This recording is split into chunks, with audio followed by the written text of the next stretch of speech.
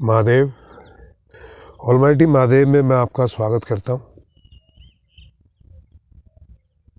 मेरे बहुत सारे फॉलोअर्स हैं जिनके व्हाट्सएप पे मैसेज आए। आज 15 फरवरी 2023 हो गई है कि आप ईश्वर से जुड़े कैसे।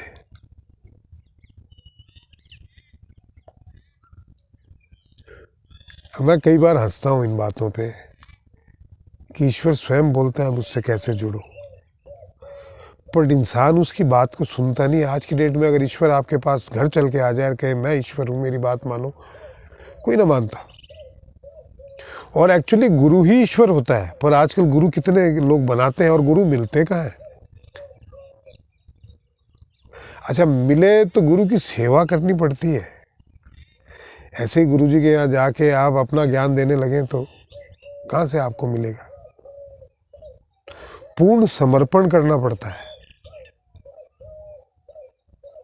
सुनता कोई नहीं है। देखिए, कैसे पता चलता है कि ईश्वर कैसे मिलता है। ईश्वर आपसे रोज मिलता है, आप ईश्वर से रोज मिलते हो, पर वो आभास आपको रहता ही नहीं है। भाव प्रधान है मामला। आप किसी भी जंतु के साथ, किसी भी जीव के साथ, हम भी जीव ही हैं, मतलब जेंडर को भूल जाइए, सब एक ही जीव है। ये भी जीव ही है जो चिल्ला रही है।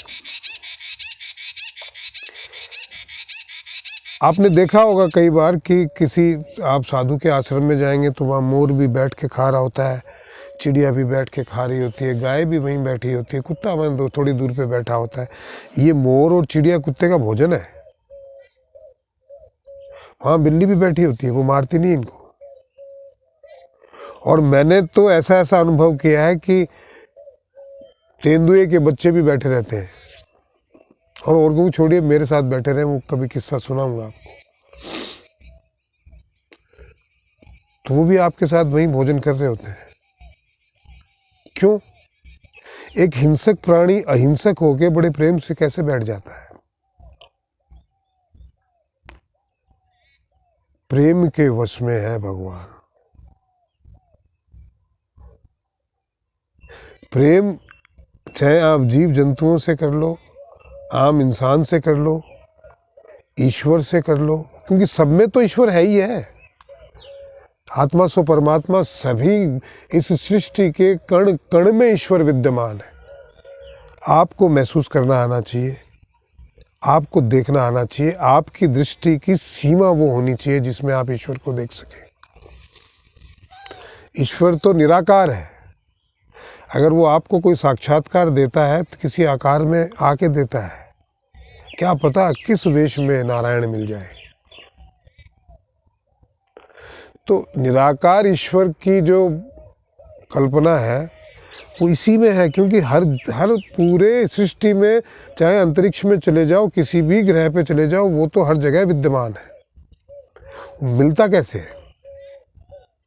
आप भाव रखिए किसी भी चीज में, किसी भी चीज, इवन पत्थर में। आप पत्थर में भाव रखोगे ईश्वर का, उसमें वो भावना के साथ, उसके साथ ओतप्रोत होके, उस प्रेम के साथ उससे मिलोगे तो वो भी आपको देगा। और वो बोलता है। थावरनाथ जी महाराज थे हमारे, मेरे गुरु रहे हैं। वो सादुलपुर डिस्ट्रिक्ट चूरू राजस्थान में। वो थावरनाथ जी महाराज दीवार को बोलते थे, हट रे बेटा, वो दीवार उधर खिसक जाती थी, सुनती थी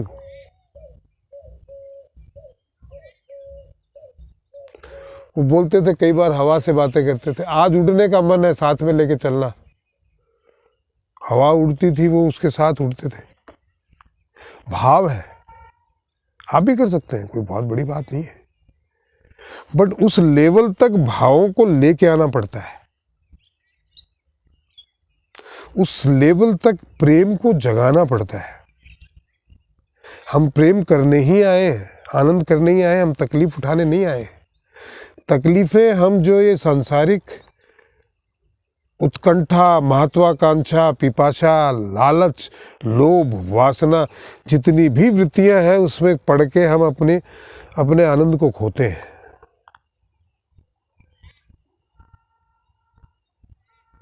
सब जगह ईश्वर है, सब में ईश्वर है। और आप देखिएगा, प्रेम करना सीखो आपको हर व्यक्ति में दिखेगा। आप सेवा भाव रखो, ईश्वर की आप मदद नहीं कर सकते, वही सबकी मदद करता है। उसके पास किस चीज़ की कमी है, आप क्या मदद करोगे उसकी?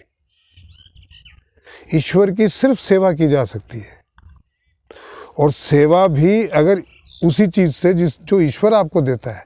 अगर ज्ञान देता है तो ज्ञान से सेवा कीजिए, अगर धन देता है तो धन से सेवा कीजिए, अगर बल देता है तो बल से सेवा कीजिए, बुद्धि देता है तो बुद्धि से सेवा कीजिए।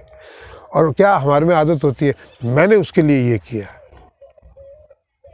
मैंने इतने लोगों को खाना खिला दिया। एक केला दे के 25 आदमी फ़ोटो खिंचवाते हैं और डाल देते हैं, हम तो ये काम कर रहे हैं, कोरोना में हमने ये किया। माफ़ करना भैया, तुम कौन हो करने वाले?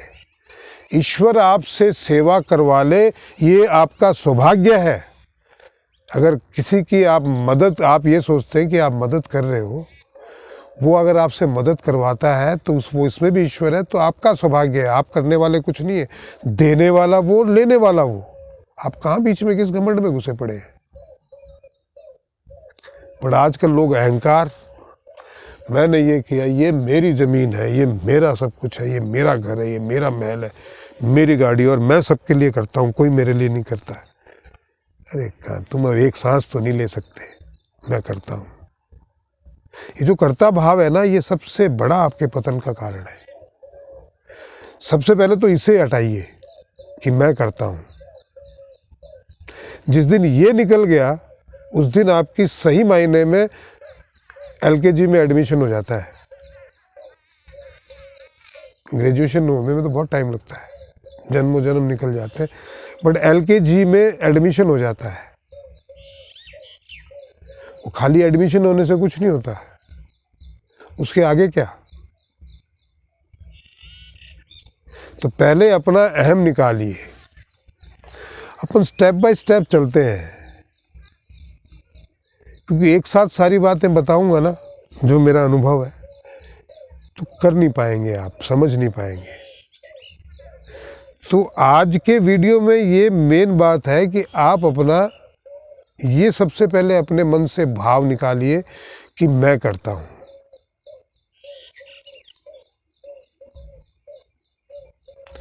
बहुत से ऐसे लोग हैं जो बिस्तर से उठ नहीं पाते भाई, बोल नहीं पाते, सुन नहीं पाते, माँ बाप नहीं है। लोग तो माँ बाप के लिए कहते हैं, मैंने मेरी माँ के लिए ये किया, मेरे बाप के लिए ये किया, मेरे भाइयों के लिए ये किया। अरे तुम कौन होते हो भाई करने वाले? तुम अपने लिए ही कर लो कि तुम इस कर्ता भाव में फंसे पड़े हो, ये निकाल लो। अगर तुम हो तो करने वाले, इतना निकाल के बता दो, मैं मान जाऊंगा। मनुष्य अपनी आदतों के अनुरूप आचरण करता रहता है, भूल जाता है वो कि ईश्वर ने 2 हाथ दिए हैं, 2 पैर दिए हैं, चल रहा है, खा रहा है, 2 आंखें दी है, देख रहा है। जिनकी आंखें नहीं, वो कितने बेबस हैं, वो वही जानते हैं। और ये उन्हीं लोगों के पास नहीं होती जो बोलता है मैंने ये देखा, मैंने ये मैं देख रहा हूँ ना। तो अगले जन्म में आंखें नहीं होती, देख ले तू भी देख सकता है। तो मैं करता हूँ, वो करने लायक ही नहीं होता, कुछ पड़ा रहता है बिस्तर पे। और अगले जन्म में सारा जीवन दूसरों पे आश्रित रहता है और भगवान से प्रार्थना करता रहता है, भगवान ये ना चले जाए, अगर ये चले गए तो मेरा कौन करेगा। तो आप पे निर्भर है कि आप किस तरीके का जीवन चाहते हैं। अगर आप मैं करेंगे तो आगे आपकी इच्छा यही है कि मैंने किया, लोग मेरे लिए करें, तो आपके लिए तब करेंगे जब आप अक्षम होंगे। तो आप अक्षम बनना चाहते हैं तो इस प्रकार की कामना कीजिए, क्योंकि सक्षम आदमी को किसी से कुछ करवाने की आवश्यकता नहीं है।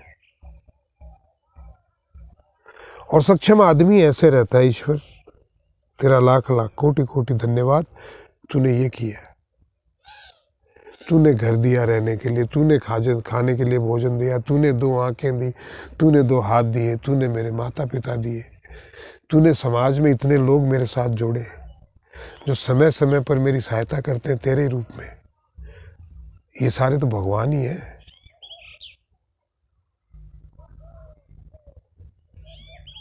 आज की हरि चर्चा में इतना ही मित्रों। आशा आपको मेरी बात समझ में आई होगी।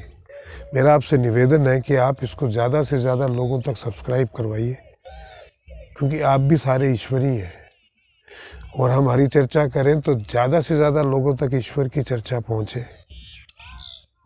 केतु का साल है, जितने लोग ईश्वर से जुड़ेंगे उतना उनका भला होगा, क्योंकि प्राकृतिक आपदाएं बहुत आने वाली है। उनसे बचने का एक ही रास्ता है कि ईश्वर से जुड़े। प्रथम भक्ति संतन कर संगा, दूजी भक्त सुन कथा प्रसंगा। इस पे अगला एपिसोड बनाएंगे। तो केजी में एडमिशन ले लेते हैं हम लोग सब कि भैया जो करता है ईश्वर करता है, कर्ता भाव से बाहर आते हैं। महादेव।